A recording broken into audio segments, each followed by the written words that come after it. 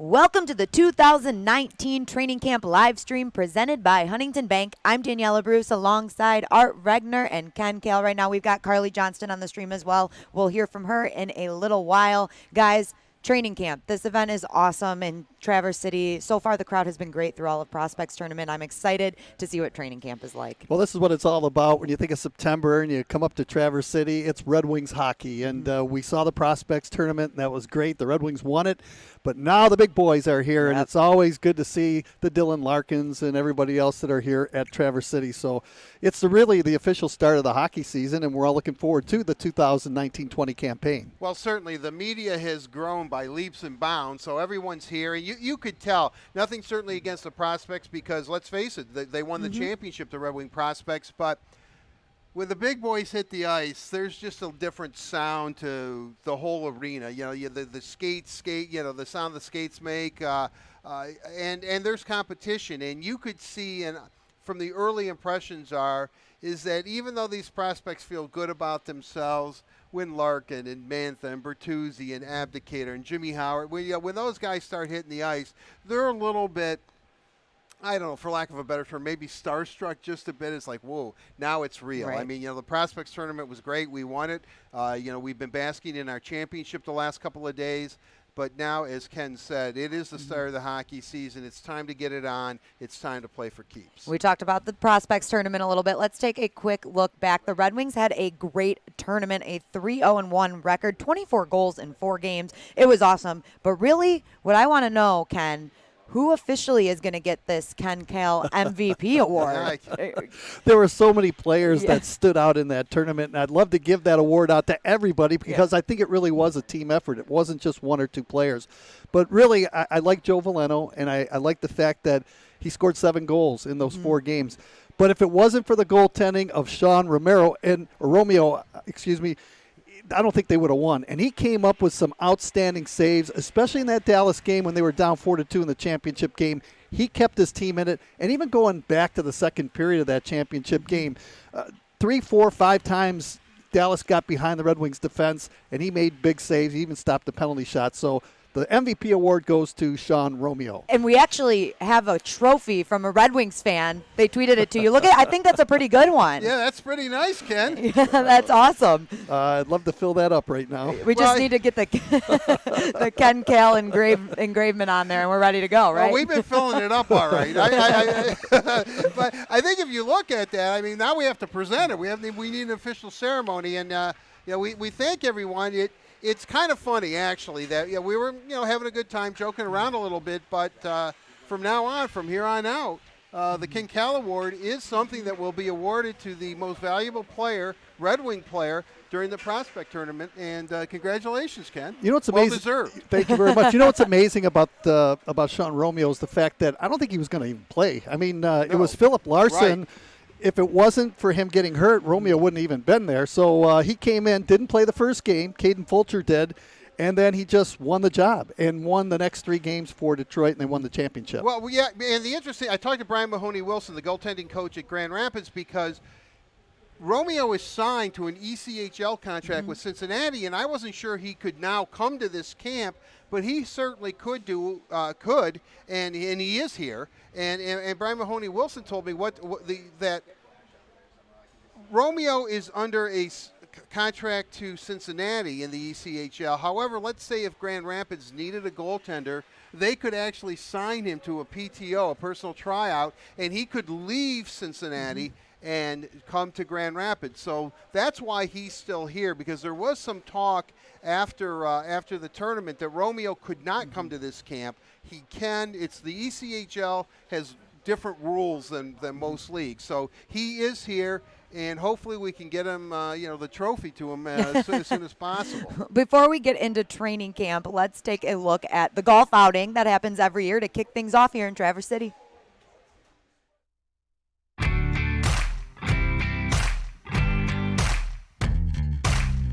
What's up, Hockey Town? We're in Traverse City, Michigan. Just starting training camp. Really excited to get everything underway and look forward to seeing everybody. Thanks so much for the support. Everyone's happy to be here in DC. Just get things kicked off and just hang with the guys and have fun. Go! Yay! Another bird. So here with Mr. DK. Danny, how have you been playing today? The guys here in the group are playing pretty well, but it's a little chilly out here, and I don't think my lower back is warmed up yet, so I'm still waiting on that. Blame the weather. Shoots, he scores! Obviously, it's been a while, but I'm super excited. Excited to be here and excited to get the season started. Who's the best golfer on the team? I don't want to say myself, but maybe myself, and Lark's is pretty good too. Always great to see the guys having some fun before things get serious for the upcoming season. Now, let's get to talking some training camp. We've got Mo Seider out there on the ice right now. Guys, what are you looking for out of him in this training camp? Well, I thought he was a man amongst boys in that prospects tournament, and you could really see how good he was when you compared him to others out there on the ice. So now it's a next step up for Mo Seider, and he's playing against guys that are experienced with the Detroit Red Wings, competing against them. And then we'll see what happens in the preseason games and see how he performs there. But I think if you're a Red Wing fan and you watch Mo Seider play, you're very happy with that selection, that first overall selection, because he's a good one, and he's going to be a pro for a long time in Detroit. Well, the Red Wings have tried to temper their enthusiasm because he was by far, I think, the best overall individual player in the prospect tournament. Yeah, you know, he had to log over 30 minutes a game, or it certainly seemed like that. He didn't make a mistake except when he swung his stick that one time. So, but Ken's right. Let's see now how he performs. But he has played in a men's league, and talking to Ben Simon yesterday in a podcast on Red White Authority, which is now on DetroitRedWings.com. Please tune into it. It's Ben was talking about, because Ben played in the DEL one year himself. Says, look, that's a real league. I mean, it's not. You know, people think, oh, he's playing in Germany. No, he was playing with men. So I'm not so sure that some of the transitions to some of these young prospects that are teenagers, stepping on the ice with the Detroit Red Wings, NHL caliber players certainly. It'll be interesting to see how long Mo Seider's acclimation program is to the speed and the time and space that the Red Wings will be giving him, or he'll see, as compared to everything else. I think it might be a short window, actually. Well, he has been in Detroit since he was drafted. He's played with some of these guys. I don't want to say played, but skated with them while they were practicing over at Little Caesars Arena. Do you think that helped prepare him at all for this training camp? I think so. I think anytime that you're able to skate and work out with the guys, it just helps out your progress. But he is really a dynamic player. Right. And you could just see the way he thought out there on the ice. His pinches, especially when the game was on the line, like he didn't take too many chances. They were calculated. He came in and held the puck in. Those are smart things for a defenseman, and you don't normally see that from an 18-year-old. The thing I like about Mo Seider, too, is he's got size, and he's only going to get bigger. So he can move. He's a big player. He's got size, and he's going to have a bright future here in Detroit. Right. He has a little bit of an edge. Now, I know I keep saying this over and over, but when Steve Yzerman drafted him, the one thing that he went back to a couple of times was his high hockey IQ. He has great ice presence. He knows what to do out there, and we certainly saw that in the prospects tournament. As I said, I can't really remember him making a glaring mistake, whether it be a turnover or playing undisciplined, except for that one time swinging the stick, as I said. But I think that, as we said, a lot of the media showed up today, and a lot of them were watching our stream of the games. And they're all eager to see him, just to see what they have, because, how many times have we talked about Detroit needs to catch a break on a player? We would talk about maybe this is the break that they're going to catch. Somebody who obviously came in with a high pedigree, but is being fast-tracked and might be a little bit quicker than anybody thought of actually being in the red and white. We mentioned his draft day a couple of times. Let's take a quick look back at what that day was like for young Mo Seider. Larkin geht mit Goodrow. Gut von Seider übergeben. Und Schuss für Goodrow und gleich. Just the opportunity to see him. He was one of the few guys I actually did see. Steve asked me my opinion on him, and my opinion is that he's going to be a real good defenseman for a long time. I always try to temper my expectation, but certainly he looks like a guy who can be a top 4D and help you win hockey games. Now, does he become a top pair D? We'll see. That's all in time, but he looks like a guy to me. Again, for me, you need big, efficient, smart defenseman, and he's that. With the 6th pick in the draft, the Detroit Red Wings select from Mannheim of the DEL, Moritz Seider. You can hear the reaction here in this arena, and we're smiling because, you know what, Steve Yzerman alluded to this earlier. This is where at 6 things get interesting because the rankings and ratings, well, they're all over the place once you get past maybe the 5 or 6, but you did not see this coming either way. We felt kind of the top 5 kind of went somewhat as we expected, and there's a group of players, this next group of players, including Moritz, there's very good prospects. They're all good prospects. Ultimately, what we liked is a big defenseman who can skate, who has excellent hockey sense, and again, there was a lot of players to choose from. It wasn't a no-brainer, but we're excited to get him. He said just be calm and enjoy the moment because my hands were so shaking, I was so sweaty, and yeah, I mean it's just a fun experience being here. Yeah, I mean Mannheim and Detroit, I think they have a lot in common. They're both worker cities, so I think that's going to be easy. And yeah, I'm really looking forward to being Detroit. I would say smart two-way defenseman who loves to join the rush, creating space for his teammates, but also is not afraid to play the body on the ice. I would say. Everybody else. Awesome. Go low. Maybe some. Damn.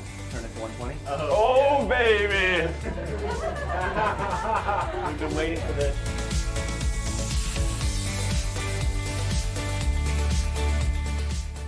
Same pose for a picture. Oh, this is like boy band stuff. What? Is that One Direction or what? Yeah. Yeah, flow is important. That is a great head of hair. You know, we explored options to possibly trade back. We weren't able to do that, and we're pretty excited to get him. So I know our fans don't know much about him, but I think people come to development camp and see him move, Google him, watch him play a little bit. I think they'll be pleasantly surprised. Wow. Wow. Wow. Very good.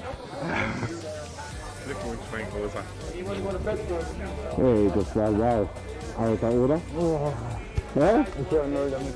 Sure, I mean, I got my equipment here in Vancouver, looking forward to be on the ice next week and challenging on the ice again. I think it's going to be a perfect opportunity, getting better in the off-season. So all in German. Okay, hallo Detroit-Fans.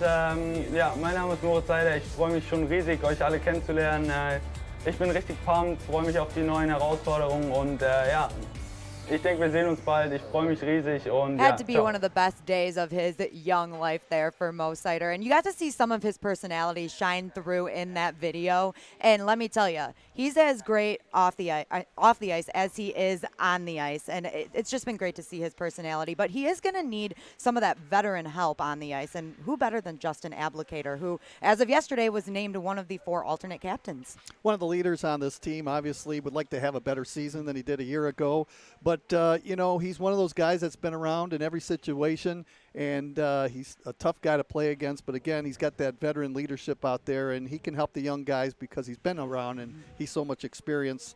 And I just think that Abdelkader is going to help all the young guys as well as some of the other veterans on this team as well. Well, I think Ken hit it in the head. I mean, Justin Abdelkader will be the first one to tell you he has to be better than he was last year. I mean, he had a horrible season, and, you know, he knows it, but yet – he understands it, and, you know, he's really grounded and he's well balanced, and, you know, he wants to kind of redeem himself. He's looking at this a season of redemption. You know, forget about what happened last year. The last couple of years haven't really been kind to Abby. He's under contract now. He signed a 7-year deal, and I think this is year 4, so he has 3 more after this season. And I think that you're going to see a very focused player. Certainly he has the leadership capabilities. He had the leadership capabilities when he was at Michigan State. I can remember when he was playing for the Spartans, Ken Holland, Yuri Fisher, Steve Yzerman, Mike Babcock, they were there, and they loved him. They think that he had a great offensive side. They liked his leadership. He won a national championship for Michigan State. So he has the ability. He just has to find his game again because I know the Red Wings are counting on Justin Abdelkader. Not only are the Red Wings counting on him, he's counting on himself to have a much better year because he needs to have a much better year. Wait, when you looked at his stats last year, he went through a tough time. He went through so many games without scoring a goal, and that's tough on any player. And sometimes you start squeezing the stick a little bit. Hey, look at Philip Zadina. He wanted to score in the Prospects tournament, did not cash in with a goal, although he did have several assists. But it's the same thing with any athlete. You know, you go through a stretch. It's a tough stretch where you're not scoring. You want to know what's going on with your game. And I just think if he gets off to a good start and chips in with a couple of goals, I think everything will be okay for him. And Justin Abdelkader has proven that he can have a successful season. He has been here and had pretty successful seasons with the Red Wings. What do you think the main difference was last year? What do you think he needs to put back into his game? Yeah, I don't mean to sound like a smart aleck here, but he's not playing with Henrik Zetterberg or Pavel Datsyuk like he did early on. I mean, you're talking Hall of Fame caliber players. I think this is it. He didn't score until the Red Wings' 12th game of the season. Then he scored like 2 or 3 goals, and then I think before he scored again, he went 41 games without scoring a goal. I know that was eating at him. And then you're thinking, okay, well, he then started, he scores 41 games in, and then you think, well, it's going to come in bunches. Then he got hurt, and he was shut down for the season. So, you know, sometimes you just need to flush it, as Henrik Zetterberg used to say after a bad effort. We just need to flush this one. He needs to flush last season and get back to playing the hockey that we know he's capable of playing. Exactly, and hopefully he gets off to that start. He did have a lot going on outside of hockey, though. He has a new baby that is just about to turn 1. Yep, very cute, and his wife, Julie, they were in Muskegon for the summer, and I actually caught up with them, and he showed us around.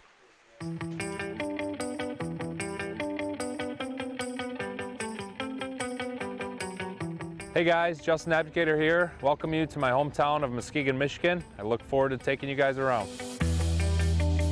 So to start by talking a little bit of background in Muskegon, tell us where you grew up and what we're doing right now. Yeah, so well, I grew up just south, about 10 minutes south of here. Muskegon's always been known as more of an industrial town.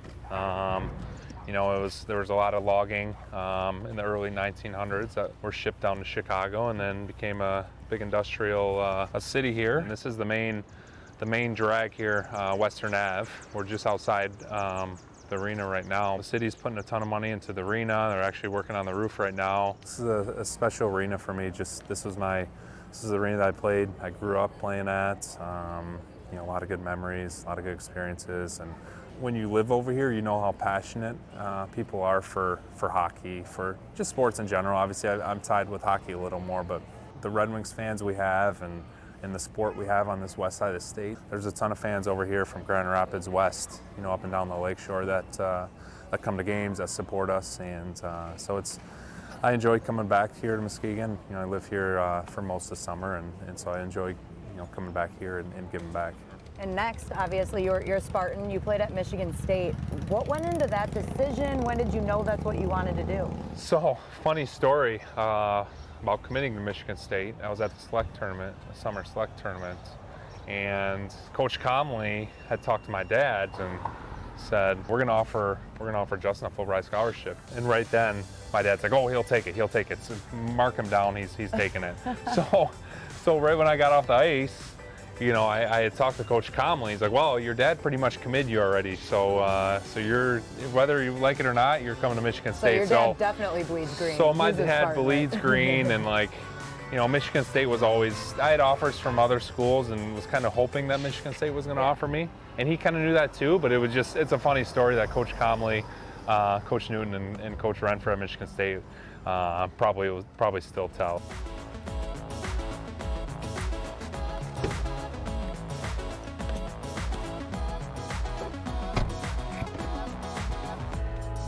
I've been coming home, gosh, every summer since, well, really since Michigan State, and then with the Red Wings. Bought a house back here in 2012, so I just really enjoy coming back here. I love this side of the state in the summertime. You know, you got the sandy beaches and the water that's, I think everyone enjoys being on during the summer months. All right, Justin, this looks like a pretty good restaurant. Where are we at right now? We're at the Station Grill here in Muskegon, one of my all-time favorites, and probably the best local restaurant in town. All right, let's go find out your favorite meal. Yes, let's go.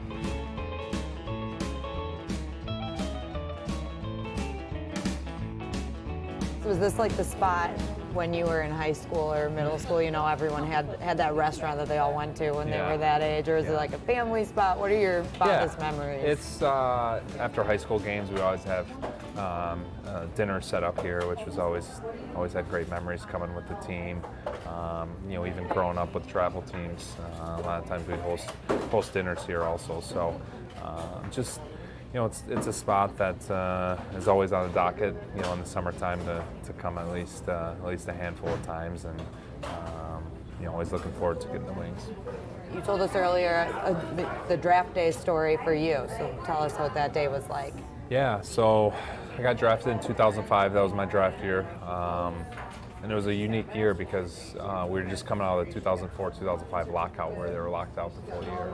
They held it at a hotel, and they only invited the top 20 players, so I wasn't invited. So I had a little draft party. My phone rings, and it was my agent. He's like, hey, you know, Justin, just want to congratulate you, got drafted. And so I'm like, who did I get drafted by? He's like, Detroit Red Wings. And like, my agent still tells this story to the day. Once, you know, I said, I got drafted by the Red Wings, and like, it sounded like there were 1,000 people, you know, with us there, and just like so much excitement, cheering, yelling, just the joy and the excitement of being a Red Wings fan your whole life, and then being drafted. It was kind of a surreal moment, for sure. Yeah, it's got to be really cool to be able to play professional hockey and be at the level that you're at, and also be so close to home.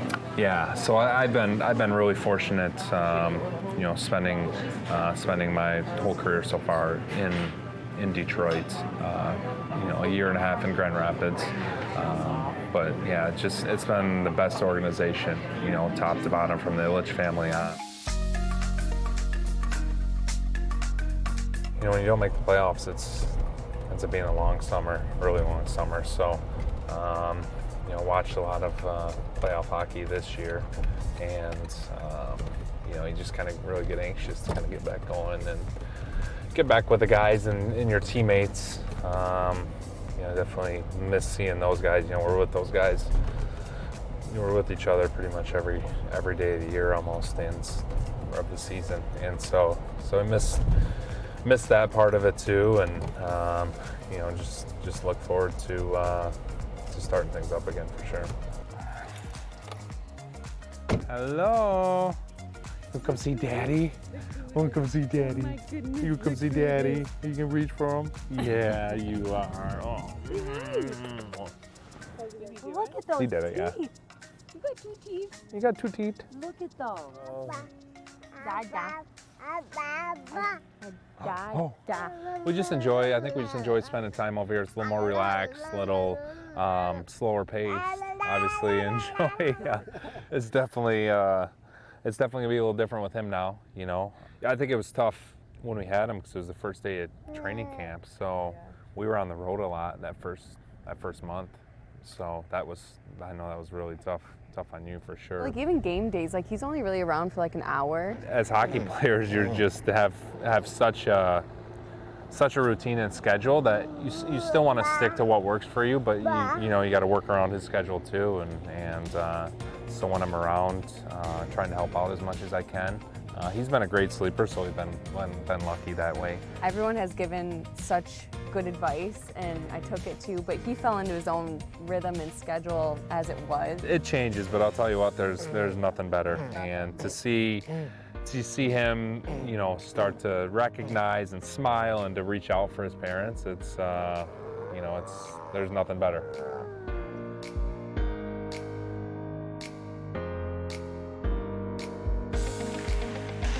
That was really cool to see Justin interact with his family from a personal level, and I have to say, Jax is probably the cutest baby that I have ever met. He was all smiley and giggly. It was so much fun.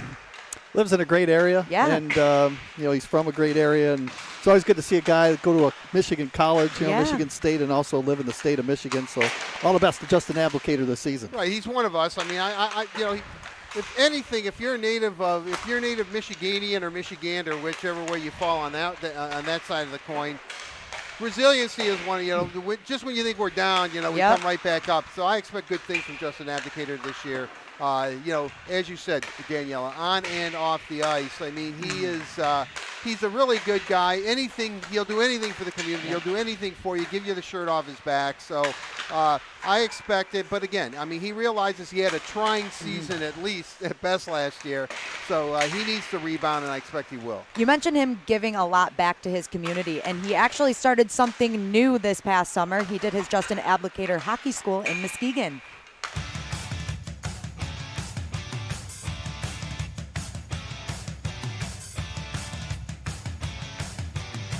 Hockey's given us all so much, and to be able to extend a helping hand for these kids, and hopefully they'll have a fun week and have a smile on their face. So it's just, just being here and being hopefully a role model for the kids out here that they can look up to. And I think they'll, take some things that out of this camp that'll make them better for sure. But anytime you can see the kids smiling and having fun, that's the most important.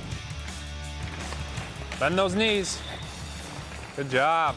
I think it's pretty cool that we get to play hockey with him because I've never met an NHL player. That was a good job, guys.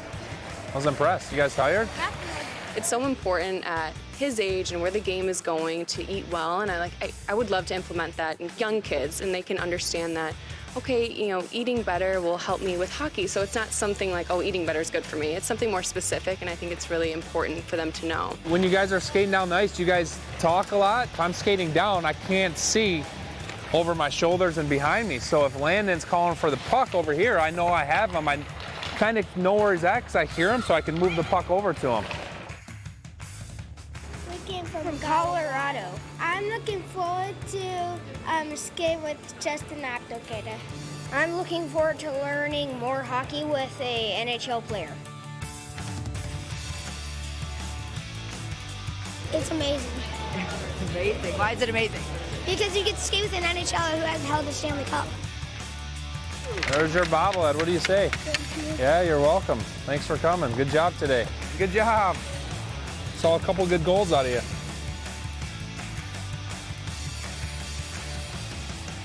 Now, guys, I can imagine that Justin Abdelkader is going to have a great relationship with fellow Spartan Taro Hirose. What have you guys thought about Hirose thus far in Prospects Tournament? Well, first and foremost, he changed his number from a year ago to now. He wanted a number 7, I believe, in his uniform. Yep. So he switched to number 67. Hopefully that'll help him out, but I like the way he was playing in the games with Detroit. And Art and I were talking, and I know, Daniella, you were in the conversation too about the Red Wings need to get a break on a few of these guys. And when he came in, he paid instant dividends for Detroit. The puck was following him around.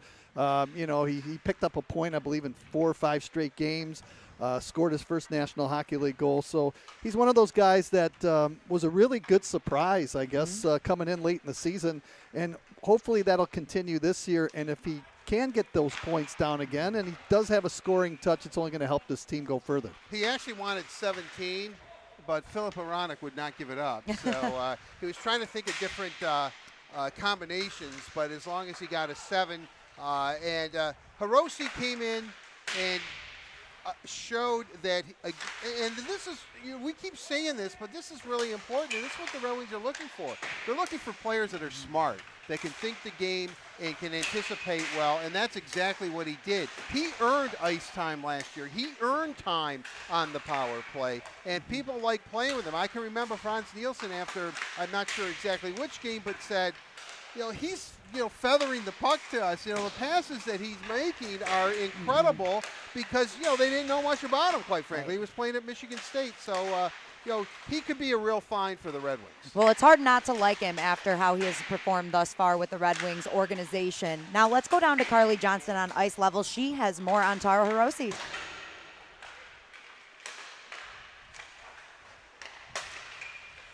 up in Detroit playing for the NHL, coming from Michigan State, a fellow Spartan. Go Green. But it's been great to see him in Traverse City as well. It's his first Prospects Tournament, which he did a great job in. I mean, he's a champion. He wore that letter on his chest. It was really awesome to see him fit in, not only with his prospects, but now in main camp. I mean, he's getting his groove back. After an off season where I got to go back to my old stomping ground and visit him at Michigan State, where we got to go to One Ice Arena. Take a look.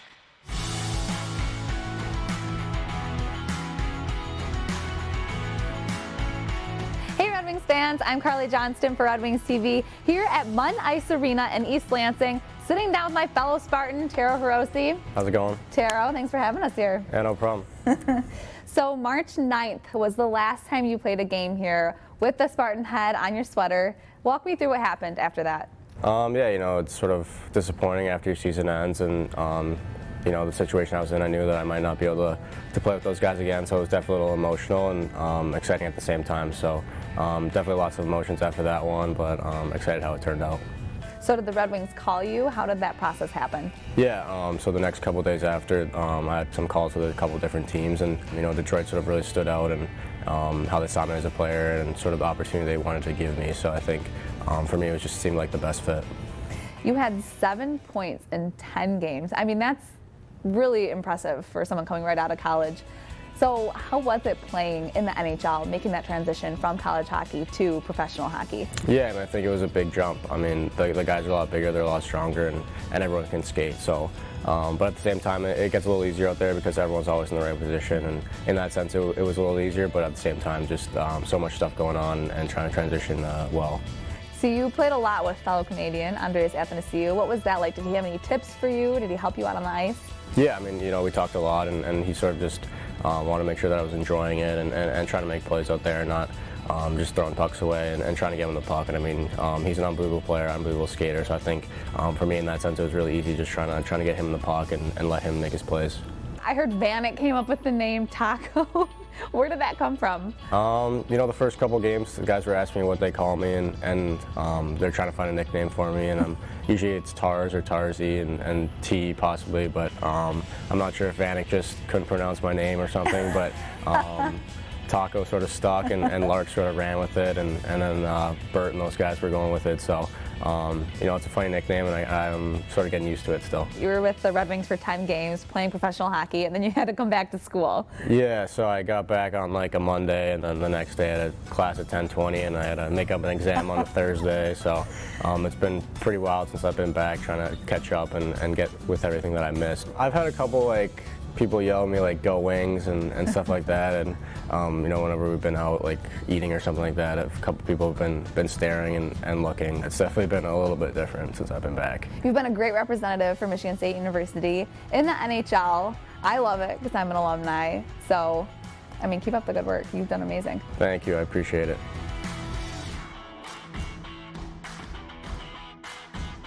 It was really awesome to get his perspective on the whole being called up to the NHL from Michigan State and how it felt to play and get his first point in the league. I'm excited to see him in this training camp. Not only that, to see what he'll do in this upcoming season, hopefully with the Red Wings.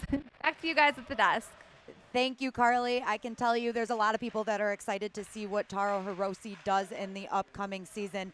Let's move on to talking about Luke Glendening. As we had mentioned earlier in the show, there were 4 alternate captains named yesterday, and in place of Nicholas Kronwall, it is now Luke Glendening. Guys, what do you think about that call? Plays a lot of dirty minutes out there for Detroit, and his stock value really went up near the trade deadline. There were quite a few teams that were interested in Luke Glendening, and you need guys that are the guts and glue of the club, and he does everything from winning face-offs to delivering a crushing body check. You know, he can help out in his own zone and just does all the little things out there. And Paul Woods likes to use the term heavy lifting out there. And, you know, he does a lot of the dirty work. And the good thing about him, too, is he can win face-offs, and he's very, very good at that.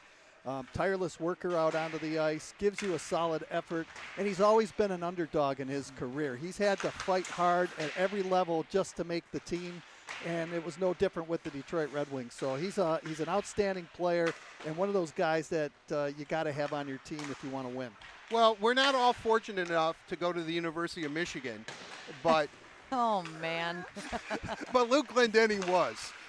No, all seriously, I was getting too much Spartan love up here. I was starting to. I was waiting for it. Starting to go into a coma. I knew it was coming. But Luke Glendening, and Kenny's absolutely right. He was at a prep school out east after he finished high school in East Grand Rapids to try to get a football or hockey scholarship. Billy Powers, the former assistant at Michigan, was out seeing another player on this prep hockey team. Kept going back to Luke Glendening. He became a preferred walk-on, earned a scholarship. He was alternate captain for Michigan as a sophomore, and then he captained Michigan's hockey team as a junior and senior. So him getting a letter is no surprise. But what is about his work ethic, and what I like about Luke is that he and his brother Joe the Show, are football legends on the west side of the state. They won a state title for East Grand Rapids, really good football players. He considers himself to be a football player playing hockey. He has a football player's mentality, loves to hit. But very early on, after his playing days were over at Michigan, he was signed by the Grand Rapids Griffins, went down to Toledo, perfect his game, and I think it was Jeff Blashill that told Luke, if you want to be in Detroit, you're going to have to be able to take face-offs. And he was not a very good face-off man at all in the AHL. 2 months later, he was one of the best face-off men in the AHL. Mike Babcock, who absolutely adores him, brought him up to Detroit.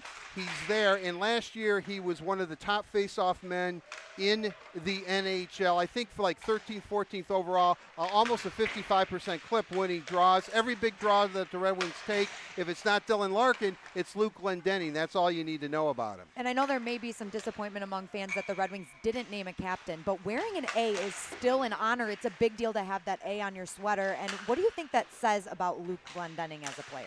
Well, it just tells you what kind of leader he is. And every level, he's always been one of those leaders. And, you know, I know in the future there will be a C that will probably go to Dylan Larkin, I would guess. But it doesn't really matter right now. And I don't think fans should worry about it because you have leadership from the guys that are wearing the A's. And, you know, sooner or later when it's time, it's going to happen. Look out, Daniella. We've got pucks flying all over here. I should have wore a helmet today. But Luke Glendening's one of those guys that, you know, you like to have him on your team because he's such a hard worker, and he does all the little things that some guys don't do on the ice. Yeah, we're at center ice, and the Red Wings are doing a shooting drill right now where they're shooting at pucks that are at center ice. Look out. And there's one that just came to us, and I'm now holding it to prove it. But Mike Green's out on the ice right now, and he's I thought he was waving at me and talking to me, and I'm saying, hey, Mike, what's up, you know, during one of our features. And he says, watch out. We're shooting pucks. Be aware that pucks could be coming up here. And he was right. Here it is. There it is. Oh, man. And it's very You're cold gonna have to and keep hard. that one. You're going to have to keep that one. Well, you know, if we can't get the Ken Cal Award up here to give to Sean Romeo, we'll give him this puck. Daniella, that one. I know, that was very close. I know, very, very close. We were talking about Mike Green a little bit, Art. You mentioned him. I'm keeping my hands up. Okay, you can do that. Let's continue talking about Mike Green. He played really well. He was great for the Red Wings when he was on the ice last year, but that might be the issue. He wasn't able to stay healthy. So what are you looking forward to this coming season? Hopefully a healthy Mike Green. Well, the Red Wings need some offense from their defense, and that's what Mike Green provides for the most part on this team. And when he was out of action, you saw the point totals for the Red Wings kind of go south, and that's not what the team needs. They need to get some offensive output from their defensemen, and he's one of those guys that can deliver, and he can play in all different situations, especially on the power play, and that's where he gets the majority of his points. Smooth skating defender. I believe he's in the last year of his deal. Yes, he is. Mike Green. But you hope that he's healthy because you want him out there and to try and get some points for your club, especially when you're on the power play. And that was an area that we talked about that was the bread and butter of the prospects tournament, the Red Wing power play. 9 power play goals, I think, in 19 opportunities. So you want to see special teams do well again for the Red Wings with the big club. And if the special teams and you can get power play goals and your penalty kill is good, you can win some hockey games doing that. Mike Green is one of the premier offensive defensemen of his generation. When he was with the Capitals, he was always in the talk as a finalist for the Norris Trophy as the best defenseman. The Red Wings' record with Mike Green in the lineup last year as opposed to off was extraordinary, meaning extraordinary from they were over 500 when he was in the lineup, when he wasn't. The thing that I think was concerning about Mike Green last year was he had a virus that he had to sit out. It eventually went away. He nursed himself to health. He came back, and then it came back again. So I think the biggest question with Mike Green certainly is health. If he can stay healthy, not only will he provide leadership to some of the young blue liners and offensive skill, and he can make an outlet pass. He can get the puck out of his own end. Let's be honest. I mean, and he can do that. I mean, he is gifted that way. But he could also be somebody in the last year of his deal that at trade deadline time, maybe Steve moves to get a couple of more assets or a couple of more draft picks. But he provides leadership. He's great in the room. And, again, he's one of those players that if he stays healthy, the Red Wings are a much better team. Let's move on to talking a little bit about Darren Helm, another veteran presence on this team. He didn't have a great season last year, but he's always one of those guys that you can kind of count on, another guy that's going to be looked to for leadership this year. What are you expecting out of him? Well, I'm certainly hoping that he can stay healthy, too. Right. And he has been plagued with injuries throughout his entire National Hockey League career. There's not many people that are so dynamic as him, especially in shorthanded situations. He's a very good penalty killer and likes to use his speed to his advantage.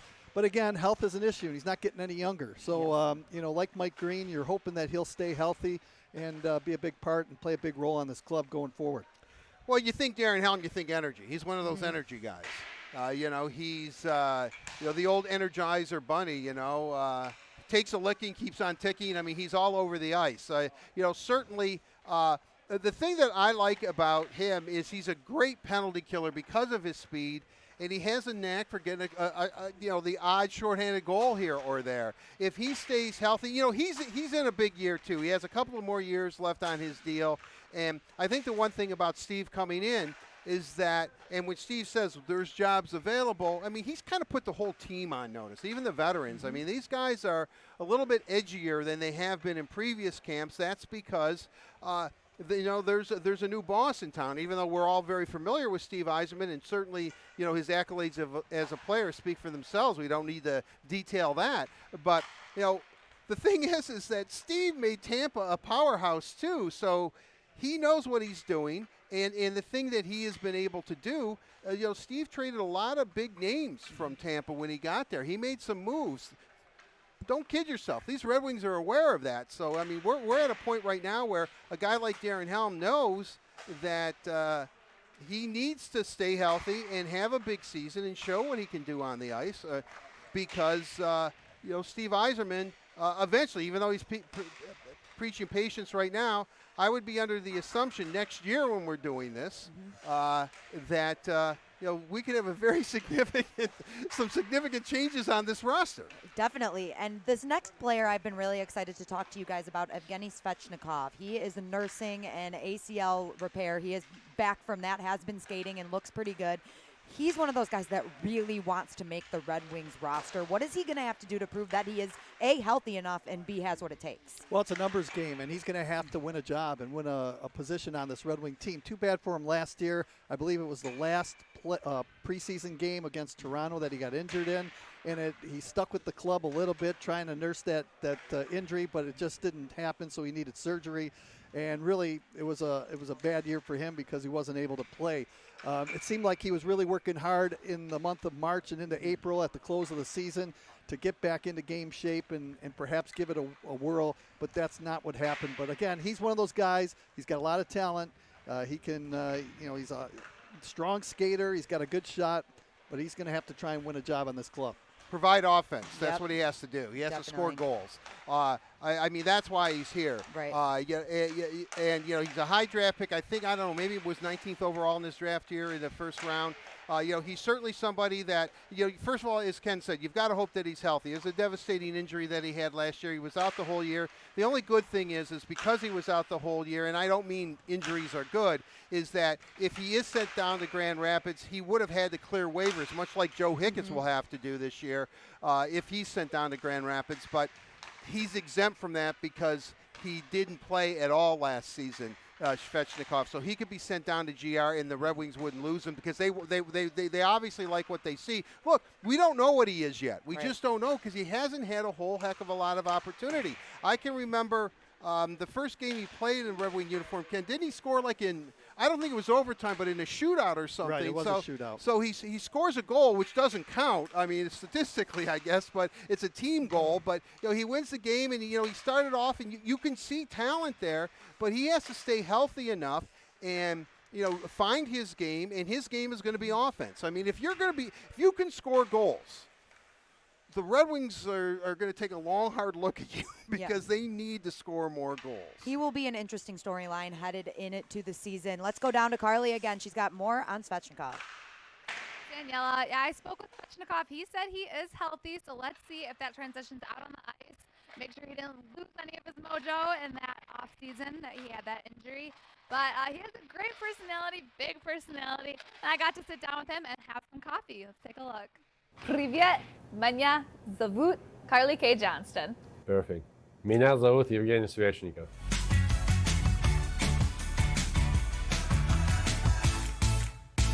Hey Red Wings fans, I'm Carley Johnston for Red Wings TV, sitting down today with Evgeny Svechnikov, here to talk about Evgeny Svechnikov. Yeah. So, Evgeny, what do you usually go by? What's a good nickname for you? Probably Gino. Gino? Yeah. Where'd you grow up? Barnaul. City Okay. calls Barnaul, and it's where my brother born. I started playing hockey there, and we moved there when I was 2 years old. How did you two learn to skate? When did it start? All the soccer fields get kind of frozen, Really? and at some soccer fields they would put water so that we can just skate, Then my dad just took me out there, and we start kind of just for fun. We kind of start, going through sport, what's hockey like, and I went to my age 96 playing with those guys, so that's how we start. You had a little bit of a setback this year. You hurt your knee. I'm not gonna lie, it's tough, but it's how you handle yourself and how you think and what you do in the ring and how you spend your time off. There's rough times when you get down and think like, all the guys playing, you were just right there playing with you guys, scoring goals, and it's hard to see the guys like every day come to the ring. All guys know about, they give you so much support. All the guys being around the locker room, it's amazing, especially in here. Any hobbies you picked up or shows that you watched? Found myself in love with guitar. Oh, really? Yeah. No way. Yeah. My dream kind of playing the guitar. So I went guitar store. I bought a guitar. Do you sing?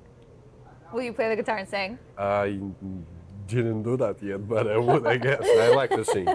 You do? What's your favorite? What's your favorite Karaoke. song to sing? Karaoke. What's your go-to karaoke song? I don't know where I belong. I will write this song. 1, 2, 3, and you belong with me, you're my sweetheart. I belong with you, you belong with me, you're my sweet. I love this song. What's your favorite hockey memory? There's a lot of memories, good memories, obviously, with hockey, but winning championship, winning a Rapids. Calder Cup. Calder Cup. Everything you do in hockey, you probably do for winning. So, to me, winning is number one.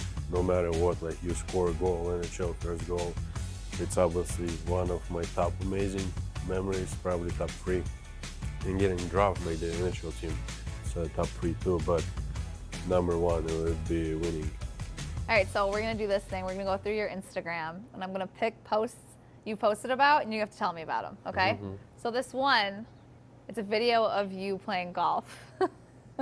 Swing and a miss. What happened there? Do you golf? No, obviously not. Well, I was trying to shoot it, and then kind of my swing was hockey swing. So I didn't even touch the ball. It was funny. First NHL goal, grinning ear to ear. I've never seen a bigger smile. Just emotions. I was very happy. And the video of the first time you got out on the ice after your surgery. Yeah. What a feeling. It's probably one of the greatest posts in my Instagram. Seriously. So now I'm gonna put myself in the hot seat and try and pronounce some Russian words. Shaiba? Shaiba, yeah, that's great. That's Ding, great. ding, That's a ding. good accent too. Thank you. Shaiba. Oh my gosh, look Amazing. at that. Kanki. Kanki. Kanki. Kanki. Kanki. Kanki, Okay. yeah. You put the emphasis. Yeah, on yeah, ki. and E, yeah. I'm gonna try and say hello, my name is. This is gonna be bad. Oh, okay. I Okay. like that. Привет, меня Zavut. Zavut. Oh my gosh. Okay. Привет, меня зовут. Yeah, that's it. That was good. It's been a great time. I love it so much. Let's do it again.